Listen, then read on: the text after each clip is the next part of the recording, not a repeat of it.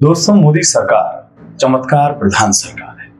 अक्सर मोदी जी और उनके नुमाइंदे अपने कारनामों और बयानों से चमत्कार करते रहते हैं, लेकिन विदेश मंत्री एस जयशंकर ने दिल्ली विश्वविद्यालय के कार्यक्रम में जो चमत्कार पेश किया है, वो चमत्कार अद्भुत है, वो चमत्कार अकल्पनीय है। Hanuman ji, just look at it. He is being sent by Prabhu Sri Ram to a hostile territory. Say, go there, kind of figure out the lay of the land.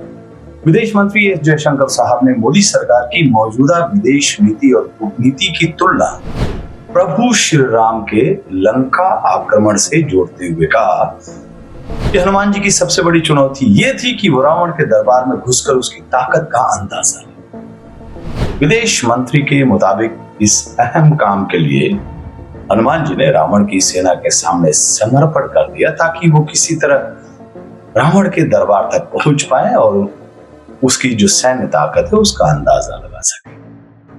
विदेश मंत्री एस जयशंकर के मुताबिक दुश्मन से मुकाबला करने के लिए सबसे पहले उसकी ताकत का सही अंदाजा लगाना सबसे जरूरी होता है। I think each of these characters, when you apply them to the real world, you can see something familiar out there. Ramayan के इस प्रसंग के बाद विदेश मंत्री सीधे मोदी जी के अमेरिकी दौरे पर उतर आए। मतलब समझ गया, कोई कंफ्यूजन तो नहीं है। आगे से ट्रंप के सामने मोदी जी के सरेंडर पर कोई सवाल मत उठाइए। ट्रंप हथकड़ी और जंजीर में जकड़कर मोदी जी को जो लगातार रिटर्न गिफ्ट भेज रहे हैं, उस पर कोई सवाल मत कीजिए। उस पर भी सवाल मत कीजिएगा कि किस तरह से सिख जो पगड़ी है उसको डस्टबिन में फेंक कर ट्रंप के सैनिकों ने सिख कौम को शर्मसार किया।